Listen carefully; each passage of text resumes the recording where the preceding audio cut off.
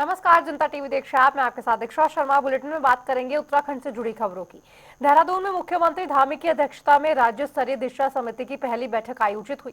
बैठक में केंद्र और राज्य सरकार की महत्वाकांक्षी योजनाओं की गहनता से समीक्षा की गई।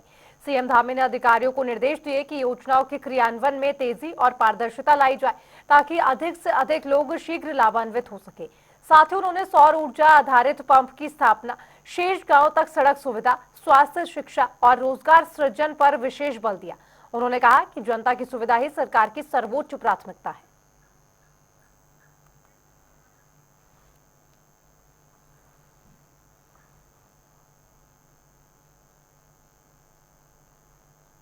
तो वहीं हल्द्वानी में एशियन फेंसिंग चैंपियनशिप भव्य आगाज हुआ है। 3 दिवसीय इस प्रतियोगिता में 17 देशों के 250 से अधिक खिलाड़ी हिस्सा ले रहे हैं।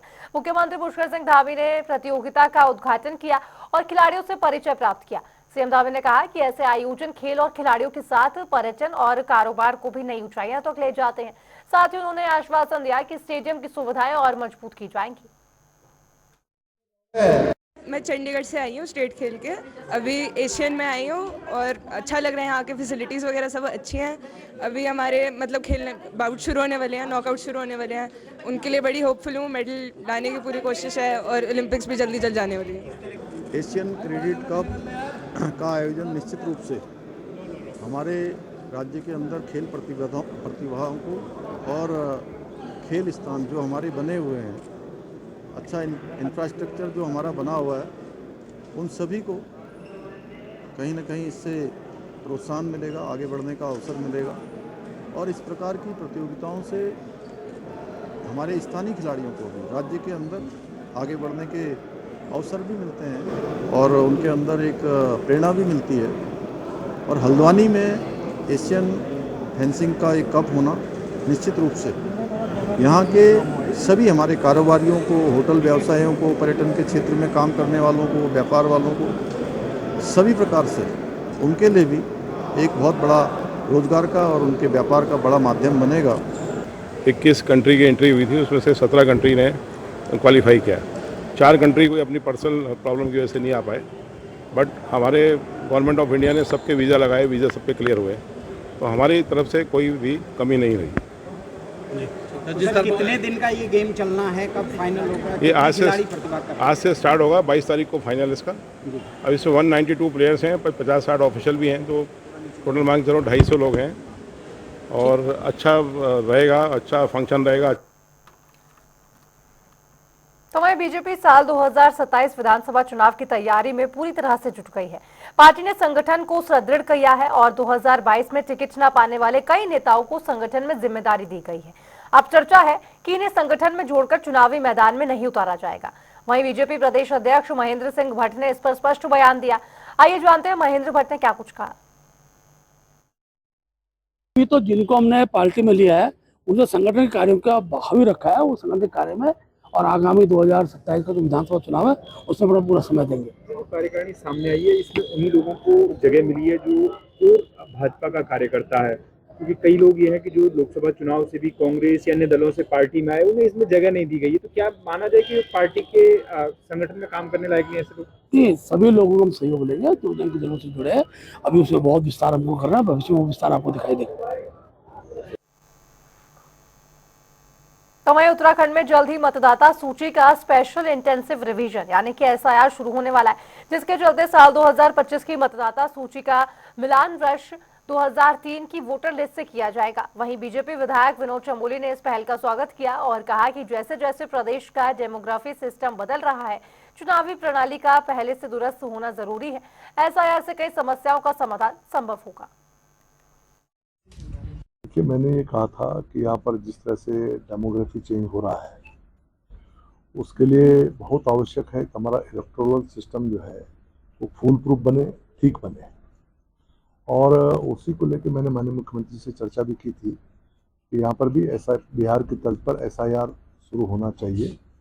और अच्छी बात यह है कि हम लोगों ने बातचीत शुरू की और आज उसकी कवायद भी शुरू हो गई है और उत्तराखंड में बहुत जल्दी एसआईआर शुरू होने वाला है। इसका हम स्वागत करते हैं और मैं समझता हूँ इसके कारण बहुत सारी चीज़ों का समाधान होने जा रहा है। तो उधर हरिद्वार में बीजेपी की प्रदेश कार्यकारिणी में शामिल हुए नेताओं का सम्मान समारोह आयोजित हुआ। राज्य मंत्री सुनील सैनी के नेतृत्व में ओबीसी समाज के नेताओं का स्वागत किया गया।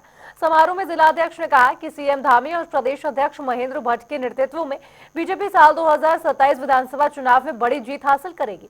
वहीं नई टीम में ओबीसी समाज की मजबूत मौजूदगी दिख रही है, जिसे पार्टी 2027 तक चुनाव में अहम फैक्टर मान रही है। हमारे प्रदेश के नेतृत्व ने हरिद्वार जिले के कई नेताओं को बड़ी जिम्मेदारी दी है, जिनमें कुछ प्रमुख नाम आदरणीय स्वामी यतीश्वरानंद जी का है, जिनको प्रदेश उपाध्यक्ष का दायित्व दिया गया है। आदरणीय राकेश गिरी जी का है, जिनको प्रदेश उपाध्यक्ष का दायित्व दिया गया है। हमारे अनीश गौड़ जी हैं, प्रदेश अध्यक्ष अल्पसंख्यक मोर्चा बनाया गया है। विकास तिवारी जी हैं, उनको मीडिया में सह प्रभारी का दायित्व दिया गया है। हमारे सचिन अग्रवाल जी हैं, उनको हमारे संयोजक बनाया गया है।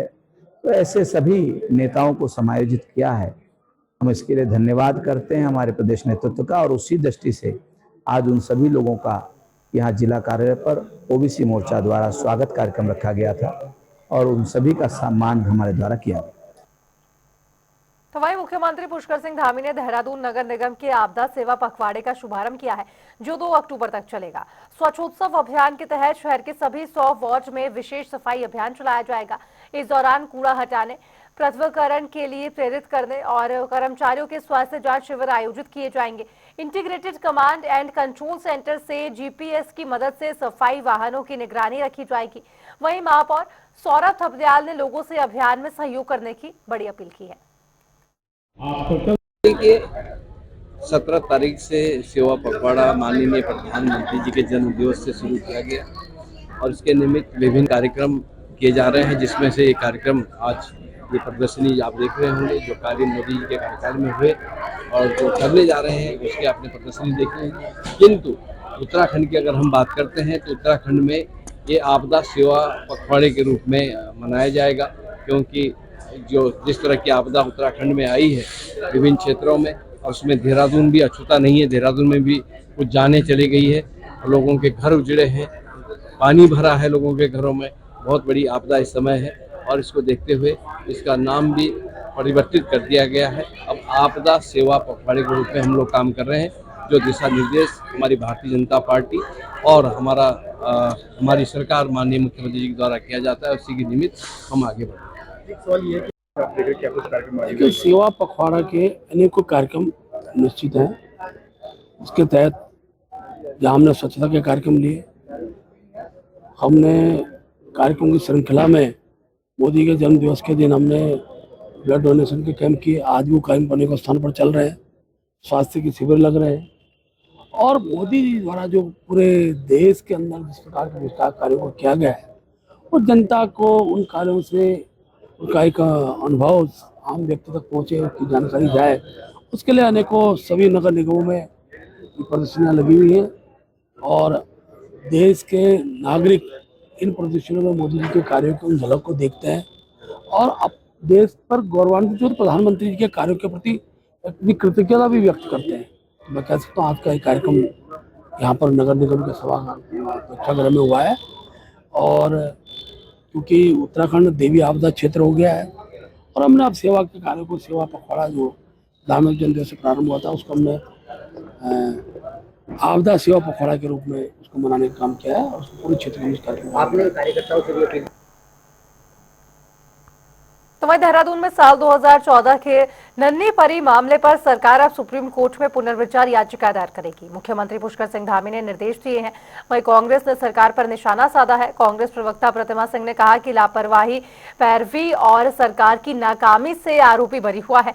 उन्होंने आरोप लगाया कि भारतीय जनता पार्टी सरकार में महिलाओं पर अपराध लगातार बढ़ रहे हैं और सरकार सच से मुंह मोड़ रही है।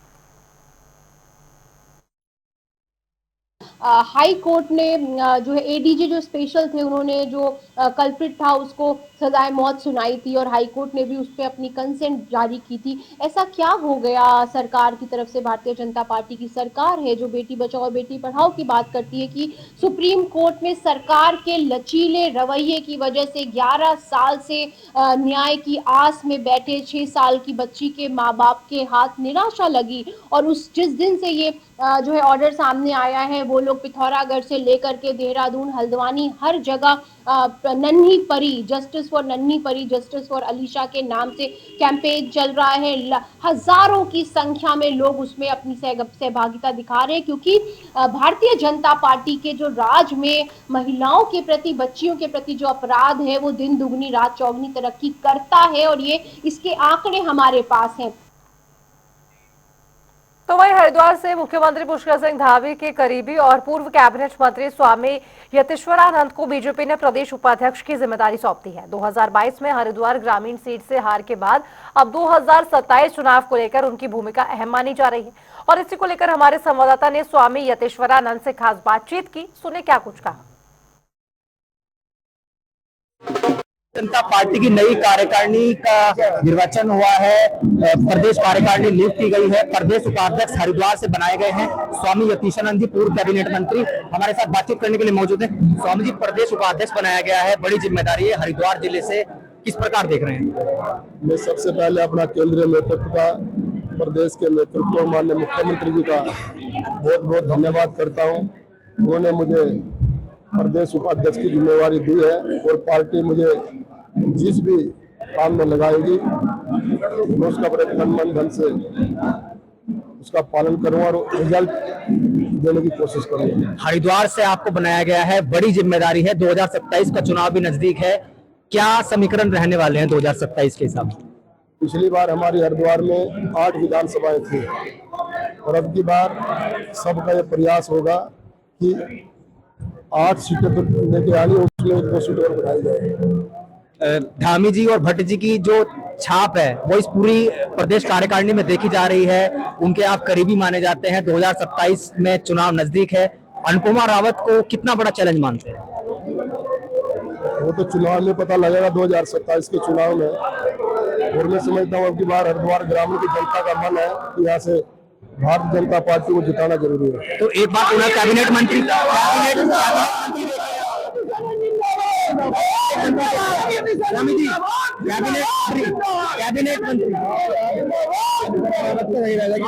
कैबिनेट मंत्री देख रहे 2027 में, वो तो पार्टी क्या करती है। ये थे हमारे साथ स्वामी यतीश्वरानंद जी, अपने कैमरामैन के साथ हर सैनिक, जनता टीवी हरिद्वार।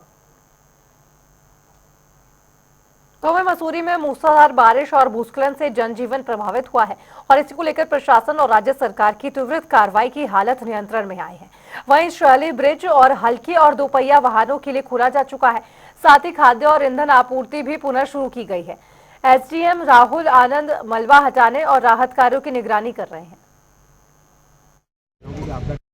बहुत ज़्यादा नुकसान हुआ सर, मेरे घर टूट गया, ऊपर से पूरा आके दब गए, सामान, राशन पानी, लत्ते, कपड़े उसी में है सर, कुछ भी नहीं निकाल पाए हम, न कुछ बचा पाए और न तो किसी ने, कोई हमारे पड़ोसी ने भी कोई नहीं आया कि मदद करने के लिए। बस हम सरकार से यही चाहते हैं कि हमारा मदद करे, हमें हेल्प करे, हमारा थोड़ा बच्चों का, छोटे छोटे बच्चे हैं उन बच्चों की तरफ देखें। और जी 15 तारीख रात में जो क्लाउड बर्स्ट की घटना हुई, इससे मसूरी और देहरादून सभी क्षेत्रों में काफ़ी जो है तबाही हुई थी। तो सबसे पहले हमारा फोकस था कि मसूरी जो कट ऑफ हो गया था उसको देहरादून मेन लैंड से कनेक्ट करना। तो उसमें हमने काफ़ी युद्ध स्तर पे सारे डिपार्टमेंट्स, PWD वगैरह ने खास करके बहुत इफेक्टिव कार्य किया, जिसकी वजह से हम मसूरी का जो ट्रैफिक हम कल खोल पाए हैं लाइट व्हीकल्स के लिए।